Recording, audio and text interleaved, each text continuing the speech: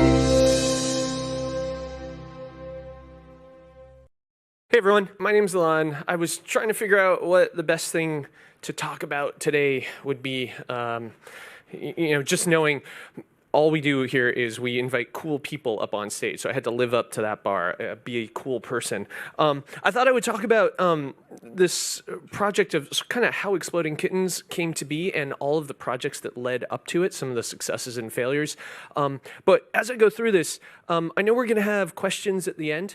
If there are things that you guys want to know about as we go, please just feel free to raise your hand, interrupt me. I totally love being interrupted because if you save everything till the end, all everybody remembers is like the last question. And if the last question is, what font did you use up there? Then you walk out with just knowing, oh, Alon really likes Arial. So please feel free to interrupt and we'll just kind of roll through it as we go.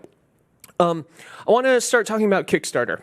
Who here has backed a project on Kickstarter before?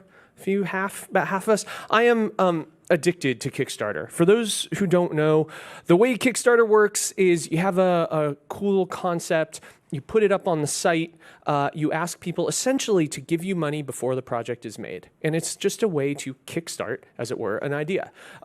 Get some funds in the door, create a prototype, send it out to all of your backers, and then in success, you go on to actually mass produce the thing. Like I said, I'm addicted to this site. It's the coolest place. You can get the most amazing projects because anything that anybody thinks up, they can put up on Kickstarter. I've backed more than 400 projects, including, when you're driving a car, you put your hand out the window and you kind of like surf the waves of the wind up and down.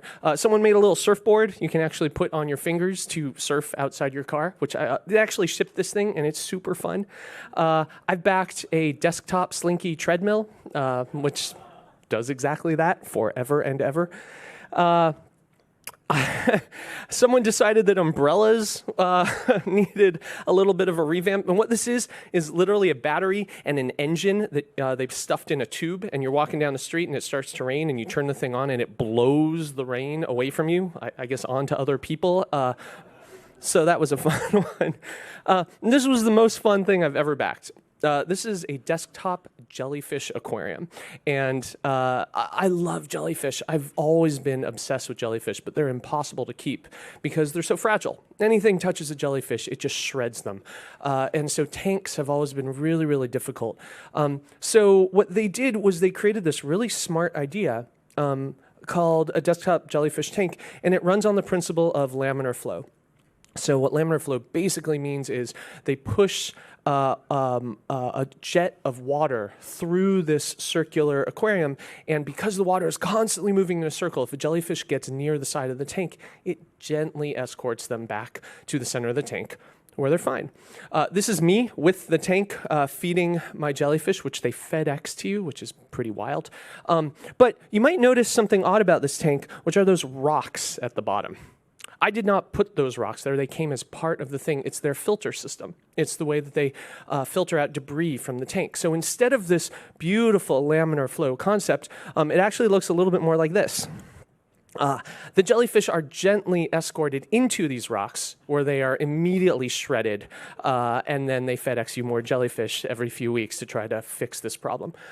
It got so bad that they had to shut down their Facebook page. A newspaper, I think it was the LA Times, said, "Local startup crowdfunds jellyfish slaughterhouse."